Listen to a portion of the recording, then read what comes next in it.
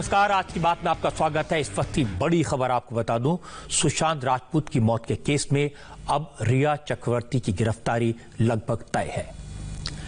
NCB ने रिया और उसके भाई शौविक के खिलाफ एनडीपीएस एक्ट में केस दर्ज कर लिया है। एनसीबी के अफसरों का कहना है कि ईडी की तरफ से जो डिटेल्स दी गई हैं उससे दो बातें साफ हो जाती है। रिया खुद ड्रग्स लेती थी और वो ड्रग खरीदती भी थी, और ये दोनों अपराध हैं, बड़े अपराध हैं। अब से थोड़ी देर पहले रिया के कुछ और व्हाट्सएप मैसेजेस सामने आए हैं। इनमें ड्रग्स की डिमांड की गई है, ड्रग्स की कीमत तय की गई है, कहां डिलीवरी होगी, कौन देने आएगा, ये सारी की सारी बातें खुलकर हो रही हैं। असल में व्हाट्सएप के सारे मैसेजेस रिया डिलीट कर चुकी थी, लेकिन ईडी ने इन सारे मैसेजेस को दोबारा रिट्रीव किया और जब इनको देखा तो चौंकाने वाली बातें सामने आई। जो डिटेल सामने आई उससे जांच की दिशा ही बदल गई। सुशांत की मौत के केस की जांच अब तक हत्या या आत्महत्या, इसको और या फिर सुसाइड के लिए उकसाने की नजर, इससे हो रही थी।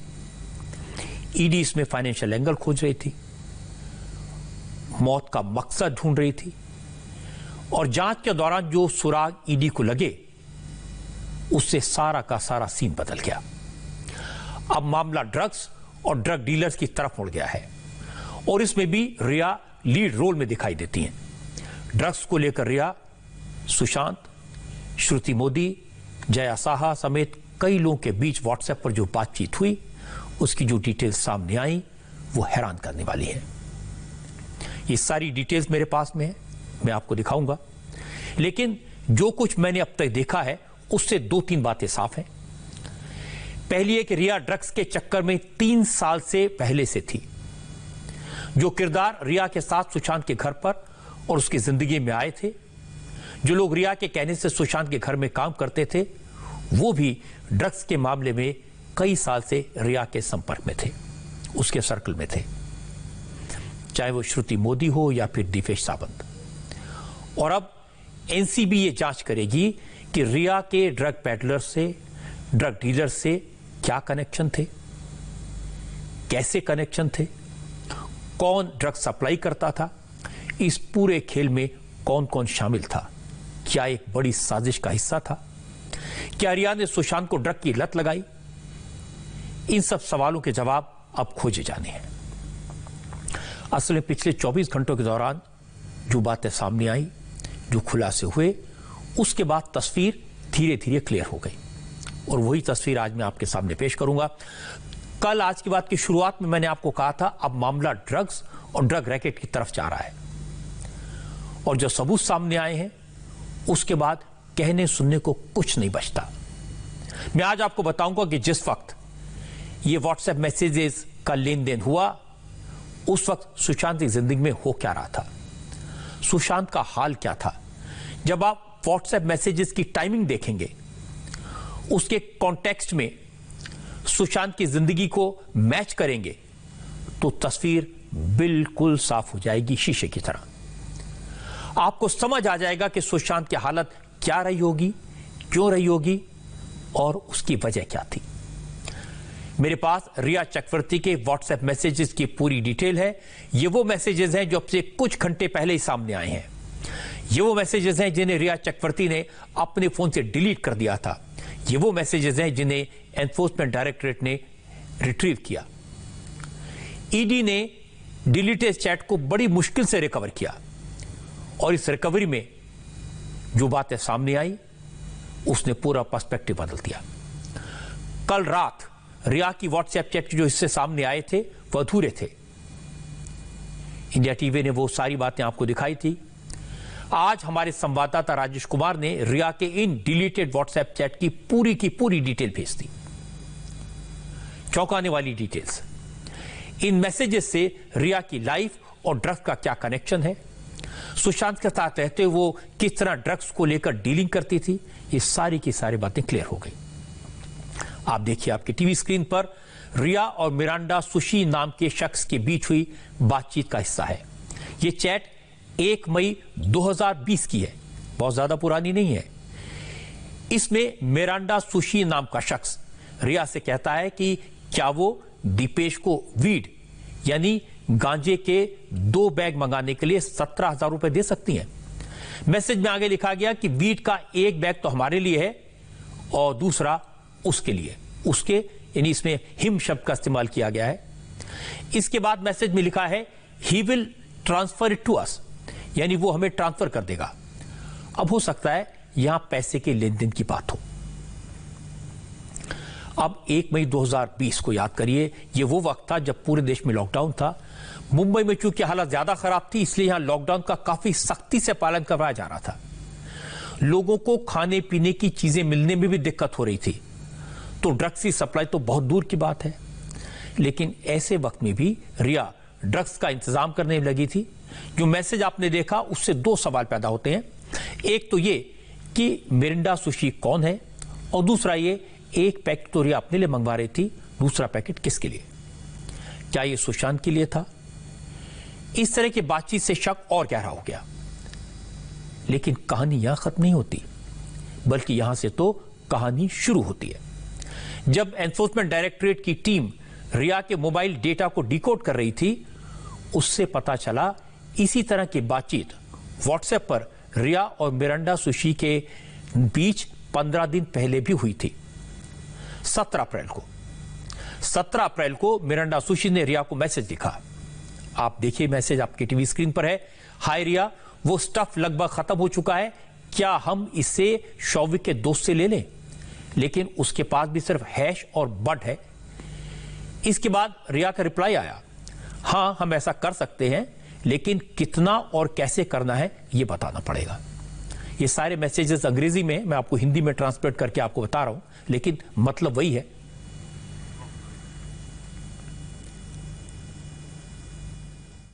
अप्रैल 2020 ये वो वक्त था जब सुशांत सिंह राजपूत शारीरिक और मानसिक रूप से सबसे ज्यादा कमजोर थे। इसी दौरान 17 अप्रैल 2020 को एक चैट सामने आता है जिसमें रिया और सुशी मिरिंडा के बीच बातचीत होती है। ड्रग्स का स्टॉक खत्म होने का जिक्र होता है। शौविक के दोस्त के पास से हैश और बड मंगाने की बात होती है। सवाल यह है कि जो रिया चक्रवर्ती लगातार दावा कर रही थी कि वो सुशांत सिंह राजपूत को ठीक करने की कोशिश कर रही थी और उस समय वो लिव इन रिलेशनशिप में भी रह रही थी, ऐसे में आखिर क्या वजह हुई कि रिया चक्रवर्ती को नए ड्रग्स के स्टॉक की जरूरत पड़ी? और सबसे अहम, वो कौन सा ड्रग्स का स्टॉक पहले से रिया के पास मौजूद था जो 17 अप्रैल तक खत्म हो गया था, और इस ड्रग्स को कहां कंज्यूम किया गया? क्या सुशांत सिंह राजपूत की जानकारी के बिना उन्हें ड्रग्स दिया गया? ये एक बड़ा सवाल है। और इसके साथ ही अहम सवाल ये भी है कि यहाँ पर फिर एक बार शौविक का जिक्र होता है।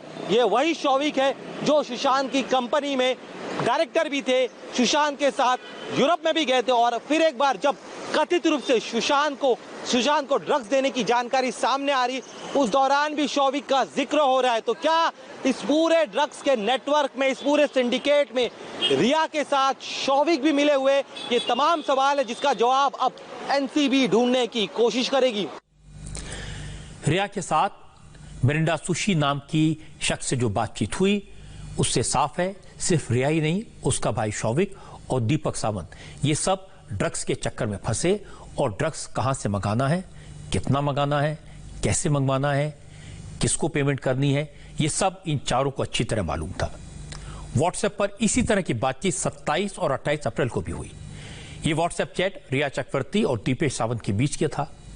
मैं आपको बता दूं कि दीपेश सावंत वही है जो 14 जून को सुशांत की मौत के वक्त उनके घर में मौजूद था। सुशांत का डोमेस्टिक हेल्प था। ये वही है जिसने सिद्धार्थ के साथ मिलकर सुशांत की बॉडी को पंखे से उतारने का दावा किया है। सीबीआई दीपेश से कई बार पूछताछ कर चुकी है, लेकिन अब रिया की चैट से खुलासा हुआ कि दीपेश सावंत रिया के लिए ड्रग लाने का काम भी करता था। 27 अप्रैल की चैट में दीपेश लिखता है, 1 बैग 5,000 रुपए का मिल रहा है। और रिया ने लिखा कि तुरंत दीपेश को कि अभी हमारे पास हैश है ना। फिर दीपेश रिया की बात का जवाब देता है और लिखता है कि हां अभी है, लेकिन 3-4 दिन में खत्म हो जाएगा। इसके बाद रिया ने दीपेश को जवाब दिया। वो कहती है कि मैं तुम्हें थोड़ी देर में बताती हूं। यानी साफ है यहां पर रिया ने ड्रग्स लाने के लिए जब उससे पूछा गया क्योंकि इसके बाद दीपेश ने जवाब में लिखा, अगर तुम्हें चाहिए तो उसका ऑर्डर अभी देना होगा क्योंकि वो डोंबिवली जा रहा है। रिया ने इसका जवाब हां में दिया, ओके में दिया। इसके बाद 28 अप्रैल को दीपेश रिया को मैसेज करता है, उसमें लिखता है कि उसने 2 बैग ऑर्डर कर दिए हैं और उसकी डिलीवरी आज हो जाएगी। इस सारी बातचीत से, इस सारे व्हाट्सएप मैसेजेस से, इस चैट से अंदाजा लगाना मुश्किल नहीं है कि बात किस चीज की हो रही है। क्योंकि मामले में अचानक टर्न आया, इसलिए यह सब सुशांत के परिवार वालों के लिए हैरानी पैदा करने वाला है। यह व्हाट्सएप चैट सुशांत के परिवार के लिए किसी शौक से कम नहीं है। आज सुशांत के पिता की तरफ से उनके वकील विकास सिंह ने कहा, परिवार को रिया पर शक तो था, लेकिन रिया सुशांत को ड्रग्स के दलदल में इस तरह डाल रही है, इसका अंदाजा उन्हें नहीं था। विकास सिंह ने बताया कि परिवार को शक था सुशांत को सिर्फ प्रेस्क्राइब ड्रग्स यानी दवाइयों का ओवरडोज दिया गया, लेकिन यहां तो कहानी बिल्कुल अलग निकली। जहां तक परिवार का सवाल है, हमने एफआईआर जो दर्ज किया है उसमें बड़ा क्लियर स्पष्ट शब्दों में लिखा है कि इनको ओवर ड्रगिंग किया जा रहा था। उस समय हमको ये शंका थी कि जो प्रिस्क्रिप्शन ड्रग होते हैं, जो डॉक्टर एक लिखता है, उसका अगर आप ओवरडोज किसी को दे दें तो उसकी मानसिक स्थिति पे असर पड़ सकता है। लेकिन अब जो बात सामने आ रही है, अगर ये बात सही है तो उनको तो हार्ड ड्रग दिए जा रहे थे और वो भी बैंड ड्रग्स, और उसका भी जो दिया जा रहा था उनके मर्जी के खिलाफ। क्योंकि अगर उनके मान लीजिए कॉफी में या पानी में अगर मिला करके कोई कुछ ड्रॉप्स दे रहा है तो ऑब्वियसली उनके मर्जी के खिलाफ है। अगर मर्जी के खिलाफ नहीं होता तो इस तरह की बात तो नहीं लिखी होती उस व्हाट्सएप पे। तो इसलिए अब तो बहुत ही सीरियस अब मामला हो गया ये कि ये तो मामला नारकोटिक्स कंट्रोल ब्यूरो का भी इसमें आ गया। उसके अलावा अब अबेटमेंट टू सुसाइड हो या मर्डर हो, दोनों मामले में दोनों तरह के केसेस में और भी एविडेंस हमारा सॉलिड हो गया इनके खिलाफ। और जब ये पूरा क्लियर हो जाएगा कि हाँ इस तरह के व्हाट्सएप मैसेजेस सही में थे, तो उसका बहुत ही मेरे को लगता है सीरियस कॉन्सिक्वेंस होगा इस मामले में। ये बात सही है कि व्हाट्सएप मैसेजेस से जो खुलासे हो रहे हैं वो सुशांत के परिवार के लिए शॉकिंग है, उनके पिता को चौंकाने वाले हैं। और यह भी साफ है कि रिया कुछ महीनों से नहीं बल्कि कई साल से ड्रग्स के चक्कर में है, ड्रग्स से कनेक्टेड है, और उसके व्हाट्सएप मैसेजेस इस बात के सबूत हैं। रिया चक्रवर्ती ने जया साहा, जो एक टैलेंट मैनेजर हैं, उनसे ड्रग्स को लेकर इसी तरह की बात 25 नवंबर 2019 को भी की थी। अब जांच एजेंसियों को शक है जया साहा का ड्रग सप्लाई में रोल काफी अहम था, उनके अच्छे कनेक्शन से। रिया और जया साहा के बीच 25 नवंबर 2019 को हुई व्हाट्सएप चैट का कुछ हिस्सा मैं आपको दिखाता हूं। जया ने रिया को लिखा, तुम्हारे लोग बहुत क्यूट हैं और मैं वाटरस्टोन पर CBD ऑयल यानी गांजा जिसे कह सकते हैं वो भेज रही हूं। साफ है जया ने रिया के लिए CBD का इंतजाम किया और इसके बाद रिया ने भी जवाब दिया, ब्लेस यू ब्रोस्की। इसके बाद 25 नवंबर 2019 को रिया के मोबाइल पर शाम 5:53 पर एक और व्हाट्सएप मैसेज ब्लिंक किया। यह मैसेज भी जया का था। इसमें जया ने रिया को लिखा, ऑफिस बॉय वाटरस्टोन पहुंच चुका है। अब मैं आपको यह भी याद दिला दूं कि वाटरस्टोन वो रिजॉर्ट है जहां पर यूरोप टूर से लौटने के बाद रिया और सुशांत करीब 2 महीने तक रहे थे। सिद्धार्थ पिठानी ने सीबीआई को बताया कि यूरोप टूर से लौटने के बाद सुशांत की तबीयत खराब रहने लगी थी, सुशांत का मूड ठीक नहीं था, उनकी सेहत ठीक हो यह कहकर रिया सुशांत को वाटरस्टोन रिजॉर्ट में ले गई थी। लेकिन वहां क्या हो रहा था यह तो अब सामने आ गया। रिया के व्हाट्सएप चैट से सामने पता आ गया, यह पता चल गया कि ड्रग्स का कनेक्शन था, वहां ड्रग्स को कंज्यूम किया जा रहा था। 25 नवंबर 2019 का एक और व्हाट्सएप मैसेज आपको दिखाता हूं, आपको पता चलेगा रिजॉर्ट में जया ने CBD तेल किसके लिए मंगाया था। क्योंकि जया ने रिया को अगले मैसेज में लिखा, 4 ड्रॉप कॉफी चाय या पानी में डालो और उसे पी लेने दो, 30 से 40 मिनट बाद उसका असर दिखाई देगा। अब सवाल उठता है ये हिम जिसका जिक्र किया गया है, यानी ये शब्द किसके लिए लिखा गया? क्या ये सुशांत सिंह राजपूत के लिए लिखा गया?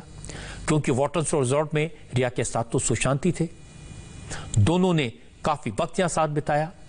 लेकिन इसके बाद भी मैसेज का सिलसिला थमा नहीं। 25 नवंबर 2019 का मैसेज देखिए। इस मैसेज में श्रुति मोदी के नाम की एंट्री हुई है। इस चैट में जया ने रिया को लिखा, मैंने उसे श्रुति को कोऑर्डिनेट करने के लिए कहा है। इस पर रिया ने जवाब दिया, थैंक यू सो मच। और आखिर में जया ने लिखा, कोई दिक्कत नहीं है, दोस्त को उम्मीद है इससे मदद जरूर मिलेगी। चैट्स का सबसे अहम और सबसे महत्वपूर्ण हिस्सा 25 नवंबर 2019 का वो चैट है जिसमें जया शाह रिया चक्रवर्ती को लिखती हैं कि चाय, कॉफी या पानी में 4 बूंद डालकर उसे दे दो। चैट्स अंग्रेजी में है, उसमें हिम शब्द का इस्तेमाल है। काफी अहम हो जाता है कि उसे दे दो। आधे घंटे से 40 मिनट में इसका असर पता चलेगा, उसे किक लगेगा। आखिर ये हिम कौन है, इस बारे में अगर हम थोड़ा पीछे जाएं तो पता चलेगा कि वाटरस्टोन रिजॉर्ट में उस दौरान रिया चक्रवर्ती और सुशांत सिंह राजपूत रह रहे थे। नवंबर के महीने में यूरोप टूर से अक्टूबर के महीने में लौटे थे और उसके बाद सुशांत की हालत खराब हुई थी। ये उनके करीबी भी बताते हैं। रिया चक्रवर्ती ने ईडी के बयान में भी कहा है। और उनको ठीक करने के लिए, उनके मनोरोग को ठीक करने के लिए वाटरस्टोन रिजॉर्ट कहते। मनोरोग ठीक करना था तो फिर ये ड्रग्स, ये नशे का सामान क्यों मंगवाया जा रहा था, ये बड़ा सवाल है। उसी रिजॉर्ट में रिया चक्रवर्ती स्पिरिचुअल हीलर को भी बुलाती हैं सुशांत के मनोरोग को ठीक करने के लिए। स्पिरिचुअल हीलर के आने के 2 दिन बाद का ये चैट है, यानी कि स्पिरिचुअल हीलर 23 नवंबर को पहुंचा और ये 25 नवंबर को जया शाह के जरिए उन्होंने ये ड्रग्स मंगवाया है। सवाल ये उठता है, क्या यूरोप टूर से लौटने के बाद सुशांत की तबीयत जो बिगड़ी थी उसके पीछे वजह क्या है? क्या सुशांत ड्रग्स लेते थे या फिर रिया चक्रवर्ती उन्हें अनजाने में ड्रग्स दे रही थी, उनका सेवन करवा रही थी ताकि सुशांत ड्रग्स के आदी हो जाए? मुंबई में इंडिया टीवी के संवाददाताओं ने ये व्हाट्सएप चैट, इससे जुड़ी जानकारियां जो भेजी हैं वो वाकई में चौंकाने वाली हैं, हैरान करने वाली हैं। इस बात में तो कोई शक नहीं बचा कि रिया ने वाटरस्टोन रिजॉर्ट में ड्रग्स मंगाए थे, गांजा मंगाया था। और यह भी साफ हो गया कि यह स्टफ रिजॉर्ट में ही उसे डिलीवर हुआ। क्योंकि रिया के साथ रिजॉर्ट में सुशांत सिंह राजपूत ही मौजूद थे, इसलिए यह अंदाजा भी लगाया जा सकता है कि यह स्टफ उनके लिए ही मंगाया गया था। सुशांत के परिवार को तो लगता है कि सुशांत सेहत का बहुत ध्यान रखने वाले नौजवान थे, वो ड्रग्स का नाम भी नहीं लेते थे। सुशांत सिंह को अगर वो वॉलंटियरली कोई ड्रग ले उसका एक अलग इंपैक्ट होता है, क्योंकि हर कोई अगर मान लीजिए वॉलंटियरली लेता है तो उसको मालूम है क्या ले रहा है और उसका क्या इफेक्ट होगा। लेकिन अगर इनवॉलंटियरली उसको दिया जाए, बिना उसके जानकारी के दिया जाए, क्योंकि जो व्हाट्सएप मैसेजेस जो सामने आए हैं उसमें बड़ा स्पष्ट है कि ये जो दिया जा रहा है उनके मर्जी के बिना दिया जा रहा है, उनके मर्जी के खिलाफ दिया जा रहा है, या उनको रात उनको इस बात का कोई उनके जहन में है नहीं। और जहां तक मेरा जानना है, ना तो सुशांत ड्रग्स लेते थे, ना कोई ऐसी नशीली पदार्थ ऐसा लेते थे जिसका कि कोई कह सके कि उनके कभी सिस्टम को इफेक्ट किया, क्योंकि बहुत ही फिट थे, अपना वर्कआउट करते थे, मेडिटेशन करते थे, सारा जो एक बहुत ही हेल्दी आदमी जिस लाइफस्टाइल लीड करता है ना, उस तरह की लाइफस्टाइल वो लीड करते थे। तो इसलिए इस तरह की बात उनके बारे में तो कोई बोल ही नहीं सकता। जहां तक रही बात इस तरह का ड्रग इंजेक्ट करने की, तो इसमें तो उनका कोई बचाव नहीं हो सकता अगर ये बात सही है तो। अब ये बात सही है कि सुशांत सिंह राजपूत एक एक्टर थे, उन्हें फिट रहने की जरूरत थी, फिट रहने का शौक भी था। कितने सारे वीडियोस हमने देखे हैं जिसमें वो एक्सरसाइज करते दिखाई दे रहे हैं, उनके मसल्स दिखाई दे रहे हैं। तो ड्रग लेने वाले के मसल्स ऐसे तो नहीं हो सकते। तो फिर ड्रग कौन लेता था? क्या रिया चक्रवर्ती ड्रग लेती थी? कल रात को जब हमने रिया के मोबाइल के जो मैसेजेस दिखाए, वो डिलीटेड व्हाट्सएप मैसेजेस को एक्सपोज किए, तो रिया के वकील सतीश मानशिंदे की तरफ से सफाई आई। मानशिंदे ने कहा, 3 लाइन का रिटर्न मैसेज था, रिया ने अपनी लाइफ में कभी ड्रग्स नहीं लिए, रिया अपना ब्लड टेस्ट करवाने को तैयार है, उन्होंने ड्रग्स के नाम सुने तक नहीं। लेकिन आज हमारे संवाददाता राजेश कुमार ने जो व्हाट्सएप मैसेजेस अब से थोड़ी देर पहले भेजे हैं, जो मैसेजेस मैंने आपको दिखाए हैं, उनको पढ़कर तो ऐसा लगता है कि रिया ड्रग्स की दुनिया के सारे टर्म्स को अच्छी तरह से जानती है और ड्रग डीलर्स को भी जानती है और ये ताल्लुक कोई नया नहीं है ड्रग से और ड्रग डीलर से। 3 साल के तो मैसेजेस हम देख ही रहे हैं। अभी तक रिया के जो व्हाट्सएप मैसेजेस रिट्रीव हुए हैं उनसे इतना तो साबित होता है कि ड्रग से रिया का ताल्लुक कम से कम 3.5 साल पुराना तो है। ईडी ने रिया की 8 मार्च 2017 को व्हाट्सएप चैट को रिट्रीव किया। इसमें रिया की व्हाट्सएप बातचीत के जरिए गौरव आर्या नाम के शख्स की बात सामने आई। इस बातचीत को देखकर लगता है कि गौरव भी रिया के लिए ड्रग्स का इंतजाम करता था। गौरव ने 8 मार्च 2017 को रिया के व्हाट्सएप पर लिखा, सुना है फ्रेश माल बहुत बढ़िया है। इस पर रिया ने जवाब में लिखा, हार्ड ड्रग्स की बात करूं तो मैंने ज्यादा नहीं किया है, एक बार LSD और एक बार MDMA। मैं आपको बता दूं ये दोनों सिंथेटिक ड्रग्स के नाम है।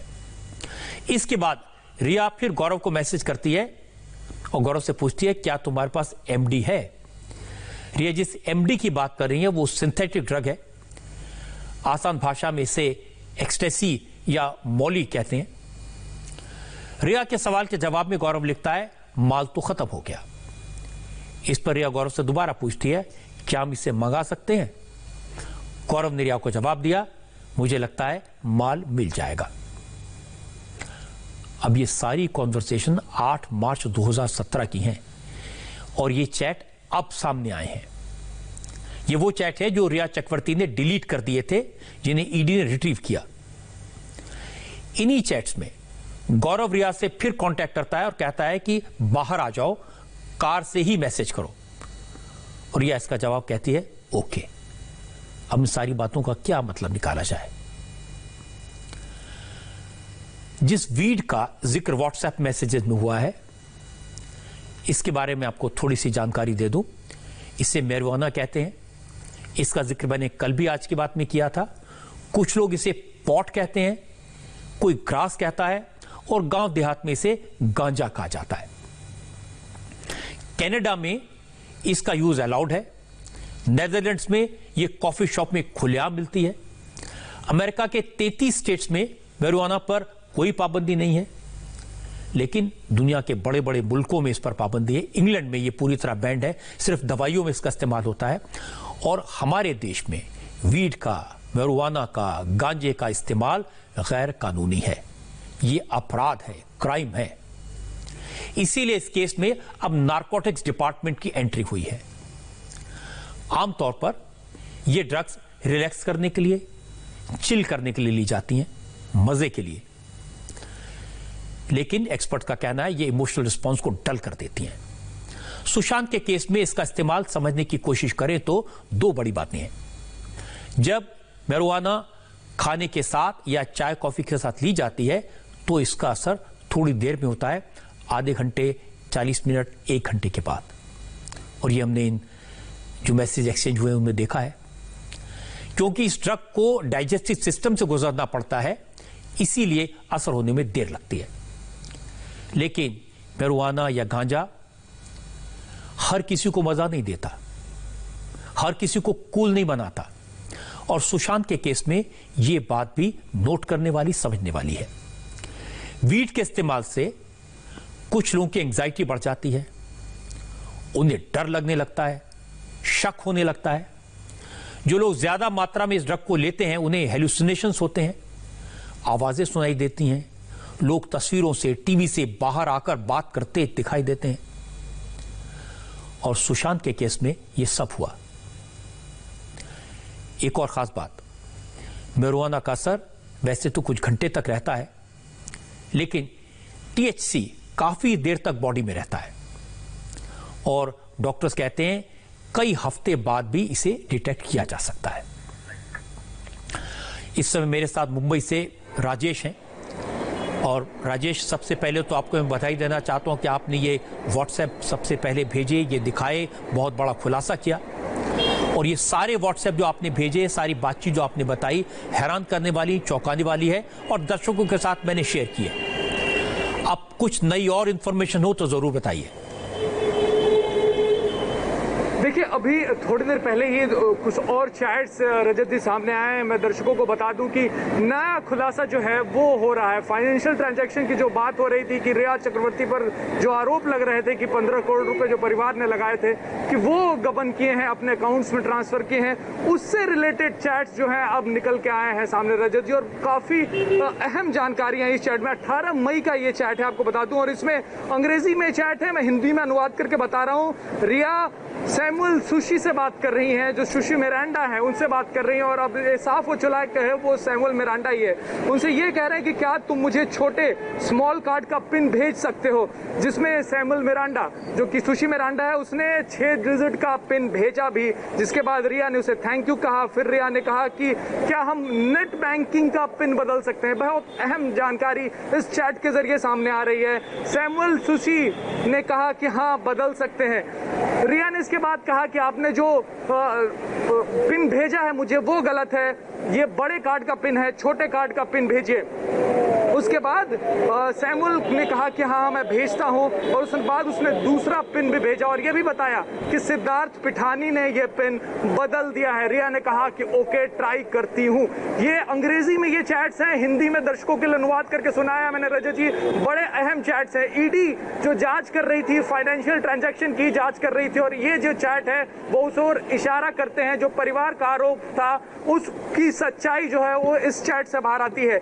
अगर मैं आपको एक और चैट जो अभी थोड़ी देर पहले सामने आया है, उसमें रिया जो है एक मॉडल से बातचीत कर रही हैं और वो कह रही हैं कि भुवनेश्वर शहर जबरदस्त है, सबसे बढ़िया है, वहां सबसे बढ़िया वीड यानी कि गांजा मिलता है।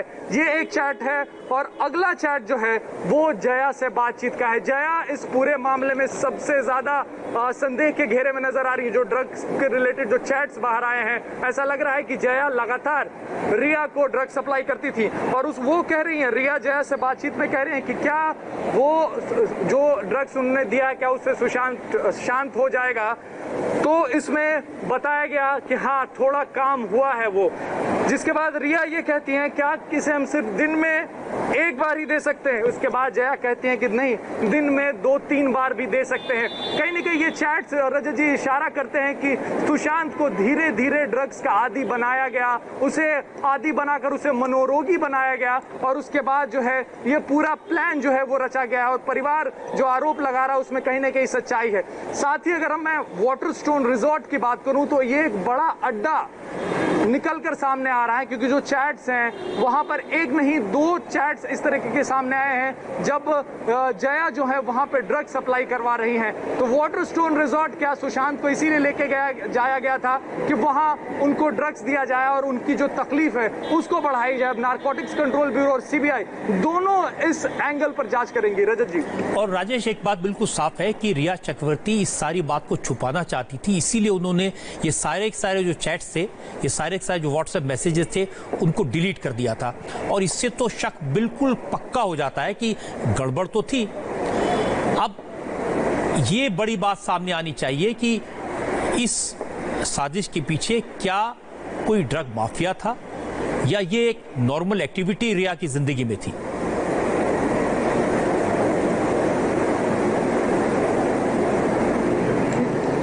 जब जांच आगे बढ़ेगी तो ये बात जरूर सामने आएगी, क्योंकि अब नारकोटिक्स कंट्रोल ब्यूरो ने मामला दर्ज कर लिया है रिया, शौविक और अन्य लोगों के खिलाफ। तो ये बात आगे बढ़ेगी। और रिया ने ये चैट्स तब डिलीट किए हैं जब उनसे जब ये पूरा मामला जब तूल पकड़ने लगा, ईडी ने मामला दर्ज कर लिया और ईडी ने फोन की मांग की। उसके बाद ये चैट जो है वो धड़ाधड़ डिलीट किए गए, जिसके बाद ईडी को शक हुआ और उन्होंने इस चैट्स को रिट्रीव करवाया। चैट्स को रिट्रीव ईडी कर रही थी फाइनेंशियल ट्रांजैक्शन को लेकर, लेकिन ईडी के हाथ जो लगे हैं वो नारकोटिक्स से जुड़े सबूत लगे हैं जो ईडी ने दूसरी जांच एजेंसी यानी कि एनसीबी और सीबीआई को दे दिए हैं। रजत जी राजेश, बहुत बहुत शुक्रिया आपका इस अपडेट के लिए। और जिस जल्दी से, जिस तेजी से आपने ये व्हाट्सएप मैसेजेस शेयर किए दर्शकों के लिए, और निकालते रहिए, लोग बहुत कुछ जानना चाहते हैं इस बारे में। बहुत बहुत शुक्रिया। राजेश ने बताया कि 18 मई को रिया सैमुअल सुशी से बात करते हुए ये लिख रही थी कि क्या वो छोटे कार्ड का पिन मांगे। इस चैट में सैमुअल सुशी ने 6 डिजिट का पिन भेजा और फिर रिया ने कहा कि ये जो बैंकिंग का पिन बदल सकते हैं, क्या ये नेट बैंकिंग का जो पिन है। और सैमुअल ने कहा बदल सकते हैं। और इसके बाद रिया ने लिखा कि जो पिन सैमुअल ने भेजा वो गलत है, काम नहीं कर रहा। तो सैमुअल ने लिखा कि दोबारा भेजता हूं और दोबारा पिन भेजा। इससे साफ है कि रिया सुशांत के कार्ड और नेट बैंकिंग का इस्तेमाल खुलकर कर रही थी। हालांकि ये बात सीबीआई की पूछताछ में सुशांत के घर में काम करने वालों ने भी बताई थी, लेकिन अब तक ईडी ने जो जांच की है उसमें किसी बड़े ट्रांजैक्शन का सबूत नहीं मिला है। राजेश बता रहे थे कि जया साहा और रिया के बीच जो चैट है वो सामने आई है और रिया पूछ रही है कि सुशांत को कितनी मात्रा में ड्रग दी जाए जिससे वो शांत हो। रिया इस चैट में जया को बता रही है कि भुवनेश्वर का जो गांजा है, वीड है, वो बहुत अच्छी क्वालिटी का होता है। तो ये बात तो साफ है कि रिया इस पूरी टर्मिनोलॉजी को बहुत अच्छी तरह जानती थी और ये कहना कि उनका ड्रग से कोई संबंध नहीं था, ये विश्वास नहीं होता इसके ऊपर। जितनी बातें सामने आई प्रिया के व्हाट्सएप से वो जरूर हैरान करती हैं। और एक बात साफ है कि सुशांत की मौत के केस में अब ड्रग्स का एंगल बहुत बड़ा है और ये सही लग रहा है कि रिया को सब कुछ पता था, वो ड्रग्स कंज्यूम करती थी और इंतजाम भी करती थी और सुशांत को भी ड्रग्स देती थी। लेकिन इस सवाल का जवाब नहीं मिल रहा कि सुशांत एक सक्सेसफुल एक्टर थे, उनके पास काम था, पैसा था, सब कुछ था। रिया सुशांत के करीब थी, दोनों लिव इन पार्टनरशिप में थे, साथ रहते थे। फिर रिया सुशांत के खिलाफ साजिश क्यों करेंगी? यह सवाल हमने सुशांत के पिता के वकील विकास सिंह से पूछा। उनका जवाब क्या था, ये सुनिए। जो रिया चक्रवर्ती का जो इस सुशांत के जिंदगी में घुसना से लेकर के जितने दिन वो रही, हर समय उन्होंने जो जो किया वो सारा बहुत ही डाउटफुल है। पहले तो उन्होंने प्रियंका से लड़ाया क्योंकि देखा कि प्रियंका का काफी हस्तक्षेप था उनके बिजनेस में, उनके अकाउंट्स में, तो सबसे पहले प्रियंका से लड़ा दिया। उसके बाद धीरे धीरे परिवार से अलग कर दिया, सारे सर्वेंट्स बदल दिए, पिता को बात नहीं करने देती थी, फोन नंबर बदल दिया जिसमें कि परिवार से बिल्कुल टच हो जाए, सारे दोस्तों से टच उनका टूट जाए। अब ये सारा इन्होंने किया, दो मोटिव तो बड़ा क्लियर है। एक तो सुशांत सिंह राजपूत को पूरा कंट्रोल करने के मोटिव से किया, दूसरा उनको पूरे दुनिया से कट करने के लिए किया।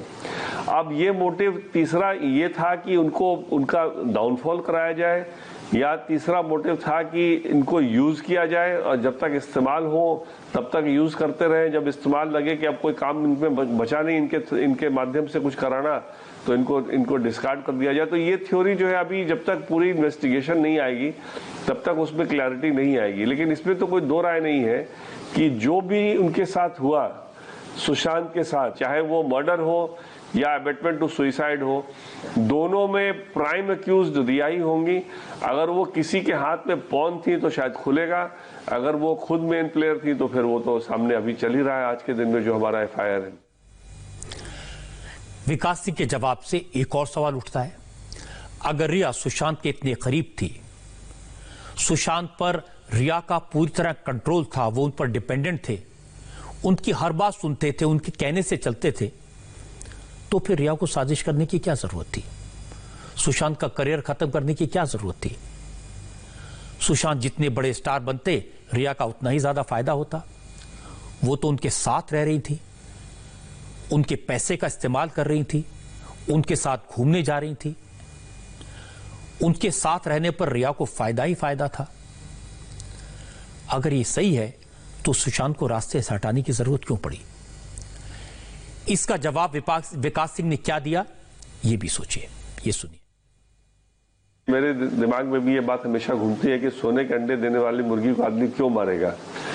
लेकिन सोने के अंडे देने वाली मुर्गी से लगातार सोना का अंडा निकलता भी रहे और मुर्गी उनके कंट्रोल में रहे, ये दोनों बात इस्टेब्लिश करने में बड़ा एक विवाद सा होता है, क्योंकि वो मुर्गी का अंडा देने का कैपेसिटी खत्म हो जाएगा अगर आप उसका मानसिक स्थिति ठीक नहीं रखेंगे तो इसलिए हम उसको उस तरह से मान के चल रहे हैं। पहला उसको ये मान के चल रहे हैं कि रिया ही इन्वॉल्व है, तो उन्होंने मानसिक स्थिति कंट्रोल करने के लिए अगर उनको ड्रग दिया या उनको ओवरडोज दिया या मानसिक स्थिति बहुत खराब कर दी, तो कहीं ना कहीं उनका सोने का अंडा देने का क्षमता भी घटती गई ना उसकी वजह से। तो जितना अंडे थे निकाल करके चली गई, बाकी जब अंडे देने की कैपेसिटी नहीं रही तो छोड़ दिया। एक तो ये आंसर हो सकता है। दूसरा आंसर जो मैंने पहले भी सजेस्ट किया है कि अगर कोई और यूज कर रहा था इनको कि सुशांत को डिस्ट्रॉय करने के लिए, तो फिर तो वो तो पर्पस इनका सर्व हो ही गया था, इसलिए भी उनका जाना लाजमी था। तो इसलिए दोनों तरह से देखें तो मोटिव मेरे हिसाब से बड़ा क्लियर एस्टैब्लिश होता है। सच तो है कि मोटिव किसी को नहीं पता, किसी के पास इस सवाल का जवाब नहीं है कि सुशांत की मौत अगर मर्डर है, साजिश है, तो इसका मकसद क्या था, इससे किसी को क्या हासिल हुआ। सुशांत की फिल्म इंडस्ट्री में किसी से दुश्मनी नहीं थी, उनका किसी से कोई झगड़ा नहीं हुआ था, उन्होंने किसी का काम नहीं छीना था। अपनी मेहनत से, अपने टैलेंट से सुशांत सिंह राजपूत ने बड़ा मकाम हासिल किया था। फिर उनको कोई क्यों मारेगा? अगर रिया ने यह किया तो फिर वही सवाल, रिया को सुशांत के साथ रहने में, सुशांत के आगे बढ़ने में, सुशांत के बड़ा स्टार बनने में फायदा था। वो सुशांत के खिलाफ साजिश क्यों करेंगी? लेकिन अब यह बात तो साफ है कि रिया ने ड्रग्स खरीदे, ड्रग्स मंगवाए, और उस वक्त मंगवाए जब वो सुशांत के साथ रिजॉर्ट में सिर्फ वही रहती थी। उस वक्त मंगवाए जब घर में वो और सुशांत सिर्फ 2 लोग रहते थे। दूसरी बात, ड्रग्स के बारे में रिया के अलावा श्रुति मोदी, दीपेश सावंत और जया साहा को सब कुछ पता था। ये लोग एक ही ग्रुप का हिस्सा थे जो ड्रग्स का इंतजाम करते थे। इन सब लोगों को पता था ड्रग्स कौन लाता था, कहां से लाता था और कहां पहुंचाता था। और सुशांत के घर में रिया के आने के बाद ये सब लोग रिया के कहने पर सुशांत के घर में नौकरी करने लगे थे। सुशांत के करीबी थे, सुशांत के पुराने लोगों को निकाल दिया गया था। ये सारी बातें सही हैं और रिया पर शक इसीलिए पैदा होता है। लेकिन फिर वही सवाल सामने, आखिर रिया ने ऐसा क्यों किया? अगर उन्होंने किया तो उन्हें इससे क्या फायदा हुआ? और इस सवाल का जवाब सीबीआई को खोजना पड़ेगा, क्योंकि जब तक मकसद नहीं पता चलता, इस सवाल का जवाब नहीं मिलता, तब तक संतोष नहीं होगा। सुशांत की मौत की मिस्ट्री पूरी तरह सुलझ नहीं पाएगी। और मैं आपको बता दूं कि मेरी जानकारी है कि सीबीआई इसी डायरेक्शन में काम कर रही है। आज सीबीआई ने मुंबई में किस किस से पूछताछ की, क्या क्या नई बातें पता चली, सुशांत सिंह राजपूत की मौत के बारे में जो बड़ा खुलासा हुआ है, उसके बाद अब इस केस की जांच, ड्रग्स के एंगल की जांच एनसीबी करेगा। रिया और उसके भाई शौवी के खिलाफ मामला दर्ज हो गया है। आज सुबह एनसीबी के डीजी राकेश अस्थाना ने एनसीबी के सीनियर अफसरों से बात की। पता चला कि दिल्ली नारकोटिक्स ब्यूरो के डिप्टी डायरेक्टर केपीएस मल्होत्रा समेत कुल 4 अफसर वहां मौजूद थे। रिया और जया की व्हाट्सएप चैट उनसे साझा की गई है और जांच की दिशा तय करने के निर्देश दिए गए हैं। यानी नारकोटिक्स ब्यूरो अब पूरी तरह एक्टिव है। दूसरी तरफ ईडी सुशांत की मौत के केस में फाइनेंशियल एंगल की जांच कर रही है और सीबीआई का फोकस सुशांत की मौत की पूरी कड़ियों को, टूटे हुए तारों को जोड़ना है और इस सवाल का जवाब खोजना है कि सुशांत की मौत हत्या है या आत्महत्या। हत्या है तो मकसद क्या था, इससे किसको फायदा हुआ? अगर आत्महत्या है तो इसकी वजह क्या थी? सीबीआई सारे सवालों का जवाब खोजने के लिए पूरी तेजी से काम कर रही है। आज सीबीआई ने सुशांत सिंह राजपूत की बिल्डिंग के गार्ड को भी बुलाया, उससे पूछताछ की। सुशांत के स्टाफ नीरज, सिद्धार्थ और दीपेश को तीसरी बार पूछताछ के लिए आज सीबीआई ने बुलाया।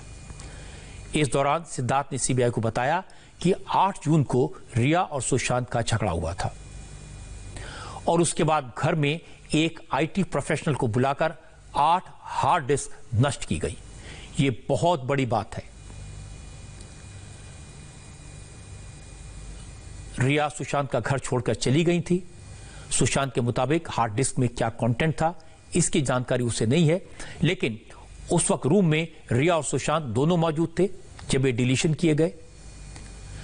दीपेश और नीरज भी उस कमरे में थे। अब सीबीआई ये पता लगा रही कि वो आईटी प्रोफेशनल कौन था जो हार्ड डिस्क डिस्ट्रॉय करने के लिए आया, हार्ड डिस्क में क्या था, उन्हें क्यों डिस्ट्रॉय किया गया, क्या छिपाने की कोशिश की गई। इसके अलावा सीबीआई ने आज कूपर हॉस्पिटल के उन डॉक्टर से सवाल जवाब किए जिन्होंने सुशांत का पोस्टमार्टम किया था। असल में यह बात सामने आई है कि सुशांत की पोस्टमार्टम रिपोर्ट में तमाम तरह की कमियां हैं। एम्स की फॉरेंसिक टीम ने इस पोस्टमार्टम रिपोर्ट पर अपने कमेंट दे दिए हैं और इसके बाद आज सीबीआई के 5 अफसरों की टीम ने कूपर हॉस्पिटल जाकर सुशांत का पोस्टमार्टम करने वाली डॉक्टर्स की टीम से करीब 2.5 घंटे तक पूछताछ की, कुछ दस्तावेज अपने कब्जे में लिए। 3 दिन में तीसरा मौका है जब सीबीआई की टीम कूपर हॉस्पिटल पहुंची है और इस मामले में एक और डेवलपमेंट आज ये हुआ कि महाराष्ट्र ह्यूमन राइट्स कमीशन ने कूपर हॉस्पिटल के मैनेजमेंट को नोटिस भेजा। कमीशन की तरफ से पूछा गया कि रिया चक्रवर्ती को किस हैसियत से कूपर हॉस्पिटल की मॉर्चरी में एक्सेस दी गई, जबकि वो सुशांत के परिवार की मेंबर नहीं थी। ह्यूमन राइट्स कमीशन ने कहा कि इस मॉर्चरी में सिर्फ इमीडिएट फैमिली मेंबर्स को ही जाने की इजाजत होती है। कूपर हॉस्पिटल से नोटिस पर 4 दिन में जवाब देने को कहा गया है और 31 अगस्त को इस पर सुनवाई होगी। सुशांत सिंह राजपूत की डेथ मिस्ट्री से पर्दा हटाने के लिए सीबीआई मुंबई में लगातार जांच को आगे बढ़ा रही है। आज 6ठा दिन है जब सीबीआई इस केस के अलग अलग किरदारों से पूछताछ कर रही है। आज के दिन सबसे पहले इस डीआरडीओ गेस्ट हाउस में सिद्धार्थ पिठानी की एंट्री हुई। सिद्धार्थ पिठानी के आने के थोड़ी देर बाद नीरज आया, लेकिन नीरज को थोड़ी देर में ही सीबीआई की टीम लेकर यहां से निकल गई। उसके बाद सीबीआई के कुछ अफसर निकले और वो कूपर हॉस्पिटल गए। कई घंटे कूपर हॉस्पिटल में रहे। कूपर हॉस्पिटल में लगातार सीबीआई की टीम जा रही है और जानने की कोशिश कर रही है कि पोस्टमार्टम में कौन से डॉक्टर थे और समय, मौत का समय पोस्टमार्टम रिपोर्ट में क्यों नहीं लिखा गया, और तमाम बातें जो है सीबीआई के अधिकारी जानना चाहते हैं। दोपहर के वक्त इस दफ्तर में, डीआरडीओ गेस्ट हाउस में वो शख्स पहुंचा जो सुशांत सिंह राजपूत की बिल्डिंग का वॉचमैन है और वो ऐसा शख्स है जो वहां कौन आता है, कौन जाता है, 13 तारीख को कौन आया, 12 तारीख को कौन आया, सारी जानकारी उसके पास है। वो सीबीआई के गेस्ट हाउस में पहुंचा और उससे भी पूछताछ हो रही है। इतने सारे नए सवाल सामने आए हैं, इतने सारे नए खुलासे हुए हैं। रिया चक्रवर्ती और सुशांत सिंह राजपूत ने हार्ड डिस्क डिलीट किए, वीडियोस डिलीट किए। सवाल यह भी उठ रहा है कि ड्रग्स के बारे में मुंबई पुलिस क्यों नहीं पता लगा पाई। मुंबई पुलिस ने 2 महीने से ज्यादा जांच की, 56 लोगों को इंटरोगेट किया। क्या उन्हें रिया चक्रवर्ती के ड्रग कनेक्शन के बारे में नहीं पता चला? अगर पता चला तो उन्होंने एक्शन क्यों नहीं लिया? सुशांत सिंह राजपूत के केस में ड्रग कनेक्शन है, यह बात कोई सीक्रेट नहीं है। हमारे आपके लिए यह चौंकाने वाली बात हो सकती है, लेकिन मुंबई में फिल्म इंडस्ट्री के लोग इस तरह की बातें हमेशा करते रहे हैं। लेकिन नेपोटिज्म का, भाई भतीजावाद का इतना शोर मचा है कि कोई सामने नहीं आना चाहता था। लेकिन अगर मुंबई पुलिस ने रिया के फोन की ठीक से जांच की होती, जैसे ईडी ने मैसेजेस को डिकोड किया, रिट्रीव किया, यह किया होता, तो यह बात बहुत पहले सामने आ जाती। एक और बड़ी बात यह कि सिद्धार्थ पिठानी ने मुंबई पुलिस को बताया था कि उसने सुशांत के लैपटॉप से, हार्ड डिस्क से बहुत सारे वीडियो, तस्वीरें, टेक्स्ट डिलीट किए थे। उसने तो कहा था ये सारी चीजें सुशांत के कहने पर डिलीट की गई थी। लेकिन आश्चर्य की बात है कि मुंबई पुलिस ने इस पर भी ध्यान नहीं दिया। ये जानने की कोशिश नहीं कि ये वीडियोस, ये टेक्स्ट क्यों डिलीट किए गए, हार्ड डिस्क क्यों डिस्ट्रॉय किए गए। आज पता चल रहा है एक प्रोफेशनल को बुलाया गया था, आईटी प्रोफेशनल को। कौन था वो? जो सारे सवाल जिनके जवाब आज सीबीआई ढूंढ रही है, क्या मुंबई पुलिस ने इनके जवाब नहीं ढूंढे, या मुंबई पुलिस ने इन सवालों के जवाबों पर पर्दा डालने की कोशिश की? सुशांत के केस के अलावा आजकल नीट, जी, इन दोनों के एग्जाम्स का बड़ा इशू बना हुआ है। विरोधी दल चाहते हैं कि एग्जाम्स को टाला जाए, जबकि सुप्रीम कोर्ट ने तय वक्त पर एग्जाम कराने का आदेश दिया है। अब जिन राज्यों में गैर बीजेपी दलों की सरकारें हैं, उन सब के मुख्यमंत्रियों ने मिलकर सुप्रीम कोर्ट में अपील करने का फैसला किया है। देश भर में इस बात की बहुत चर्चा है कि मेडिकल और इंजीनियरिंग के एंट्रेंस एग्जाम कराए जाएं या ना कराए जाएं। ये बड़ा मुद्दा बन गया है। इस इशू पर सियासत हो रही है। आज गैर एनडीए दलों के मुख्यमंत्रियों ने तय किया कि वो नीट और जी के एग्जाम कराने के लिए सुप्रीम कोर्ट के फैसले के खिलाफ रिव्यू पिटीशन फाइल करेंगे। आज सोनिया गांधी ने नॉन बीजेपी रूल्ड 7 राज्यों के मुख्यमंत्रियों के साथ वर्चुअल मीटिंग की थी। इस मीटिंग में ममता बनर्जी ने यह मुद्दा उठाया। ममता बनर्जी ने सुझाव रखा कि गैर बीजेपी शासित राज्यों को एक साथ मिलकर सुप्रीम कोर्ट में अपील करनी चाहिए। इस सुझाव को अशोक गहलोत, कैप्टन अमरिंदर सिंह, भूपेश बघेल और नारायण सामी के अलावा महाराष्ट्र के मुख्यमंत्री उद्धव ठाकरे और झारखंड के चीफ मिनिस्टर हेमंत सोरेन ने भी सपोर्ट किया, क्योंकि सरकार का कहना है कि किसी कोर्स का एग्जाम हो, किसी डिग्री का एग्जाम हो, उससे तो टाला जा सकता है, लेकिन एंट्रेंस एग्जाम होना जरूरी है। साल भर से जो स्टूडेंट्स मेहनत कर रहे हैं उनकी जिंदगी का सवाल है, लेकिन विरोधी दल इसको लेकर देश भर में आवाज उठा रहे हैं। नीट जी एग्जाम पोस्टपोन करने की मांग कर रहे हैं। हालांकि एग्जाम आयोजित करने वाली नेशनल टेस्टिंग एजेंसी कह चुकी है कि अब एग्जाम्स को और ज्यादा नहीं टाला जा सकता। सुप्रीम कोर्ट भी एग्जाम कराने के लिए दायर की गई पिटीशन को खारिज कर चुका है। अब एग्जाम्स को लेकर कल शिक्षा मंत्रालय ने स्थिति साफ कर दी थी। शिक्षा मंत्रालय ने कहा था कि नीट और जी के एग्जाम्स तय कार्यक्रम के अनुसार ही होंगे। जी एग्जाम 1 से 6 सितंबर के बीच और नीट की परीक्षा 13 सितंबर को होगी। हालांकि विरोधी दलों का कहना है कि एग्जाम कराने से 28 लाख स्टूडेंट्स के कोरोना की चपेट में आने का खतरा बढ़ जाएगा। करियर के लिए नौजवानों की जिंदगी को खतरे में नहीं डाला जा सकता। Government of India can appeal. केंद्र सरकार सुप्रीम कोर्ट में रिव्यू के लिए अपील कर सकती है। सरकार को अपील करनी चाहिए जिससे छात्रों को परेशानी न हो। छात्रों का उत्पीड़न नहीं होना चाहिए। उन्हें मानसिक तौर पर किसी तरह का डिप्रेशन नहीं होना चाहिए, जो कि अभी हो रहा है। अगर कानून इजाजत देता है तो हम इस मामले को सीनियर वकीलों के साथ डिस्कस कर सकते हैं। हम लोगों के पास कई जाने माने वकील हैं। इसके बाद हम लोग मिलकर अपील कर सकते हैं। अब इस झगड़े को समझ लेते हैं। ये बात सही है कि सुप्रीम कोर्ट ने मेडिकल और इंजीनियरिंग के एंट्रेंस एग्जाम न कराने के उसको रोकने की सारी पिटीशन को खारिज कर दिया था, ये कहकर कि कोरोना के कारण क्या देश में सब कुछ रोक दिया जाए? क्या बच्चों की जिंदगी का 1 साल यूं ही बर्बाद होने दिया जाए? और सुप्रीम कोर्ट की बात सही भी है। अमेरिका में, ब्रिटेन में, फ्रांस में और यूरोप के दूसरे देशों में एंट्रेंस एग्जाम उस वक्त करवाए गए जब वहां कोरोना पीक पर था। लेकिन अगर एग्जाम कराने का तर्क यही है कि दूसरे देशों में एग्जाम हो रहे हैं तो हमें कराने चाहिए, तो फिर हमें इंतजाम भी वैसे ही करने चाहिए जैसे अमेरिका में और यूरोप में किए गए। दूसरी बात यह, जब देश में रेल नहीं चल रही, बसें नहीं चल रही, पब्लिक ट्रांसपोर्ट ना के बराबर है, कई राज्यों में बाढ़ के हालात हैं, तो फिर स्टूडेंट्स एग्जाम सेंटर तक कैसे पहुंचेंगे? और अगर पहुंच गए तो सोशल डिस्टेंसिंग का ख्याल कैसे रखा जाएगा? एग्जाम्स के क्या इतने सेंटर हैं कि लोग अलग अलग बैठकर इम्तिहान दे सकें?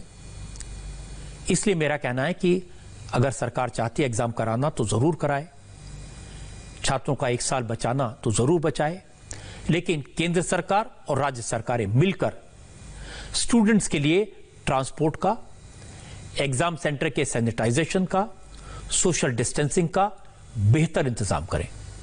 ऐसा इंतजाम जिस पर कोई सवाल उठा सके। और सरकार यह ध्यान में रखे कि एग्जाम में 28 लाख स्टूडेंट्स अपीयर होंगे। ये देश का भविष्य है, ये देश के सबसे ब्राइट स्टूडेंट्स हैं, और उनके साथ एक एक पेरेंट भी उस एग्जाम सेंटर तक जाएगा। कई बार तो माता पिता दोनों जाते हैं, कई जगह सिर्फ फादर या मदर जाते हैं। तो करीब 50 लाख लोगों के लिए इंतजाम करना होगा, स्टूडेंट्स के लिए और उनके पेरेंट्स के लिए। और कोरोना के संकट के वक्त यह करना आसान नहीं है, लेकिन अगर ये कर पाए तो स्टूडेंट्स का साल भी बचेगा और खतरा भी टल जाएगा। एक तर्क यह दिया गया कि कई राज्यों में बाढ़ के हालात हैं, और वाकई में कई जगह बाढ़ से हालात खराब हैं। आज जम्मू कश्मीर में बाढ़ की कुछ हैरान करने वाली तस्वीर आई। देखते ही देखते एक बड़ा पुल टूटकर बह गया, गाड़ी पानी में फंस गई, घरों में पानी भर गया। ये हैरान करने वाली तस्वीरें। जम्मू कश्मीर के कई इलाकों में जबरदस्त बारिश हुई। जम्मू रीजन में हालात काफी खराब हैं।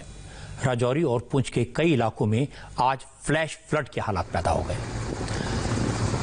राजौरी के नौशेरा सेक्टर में भारी बारिश के बाद अचानक नदियां उफान में आ गई। उफनती नदी में एक आदमी फंस गया। लहरों में घिरे इस आदमी को बचाने के लिए डिस्ट्रिक्ट एडमिनिस्ट्रेशन ने रेस्क्यू ऑपरेशन चलाया।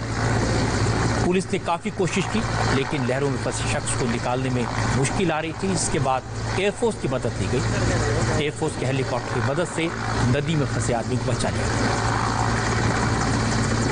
तेज बारिश के बाद जम्मू से सैलाब की डराने वाली तस्वीरें आई हैं। जम्मू में बारिश के बाद नदी में पानी का लेवल खतरनाक तरीके से बढ़ गया है। पानी का फोर्स बहुत ज्यादा है। नदी के उग्र बहाव में पुल का एक हिस्सा टूटकर बह गया और देखते ही देखते पुल का बहुत बड़ा हिस्सा नदी में जा गया। बाढ़ के कह की एक और तस्वीर पुंछ के मेंढर सेक्टर से आई। यहाँ एक एसयूवी अचानक पानी में फंस गई। आप देख सकते हैं पानी का फोर्स कितना ज्यादा था। रात की बात यह रही कि वक्त रहते ड्राइवर गाड़ी से उतर गया, इसलिए उसकी जान बच गई। आबादी वाले इलाकों में भी बाढ़ का पानी अब घरों के अंदर घुस गया है। कश्मीर के गांदरबल इलाके में अचानक सैलाब आ गया। पानी के बहाव के साथ ऊपरी इलाकों से मिट्टी और मलबा बहकर तेजी से नीचे की तरफ आ गया। मौसम विभाग का कहना है कि अगले 48 घंटे के दौरान कश्मीर रीजन में तेज बारिश हो सकती है। जम्मू कश्मीर जिस तरह के हालात हैं उससे लोग डर गए हैं।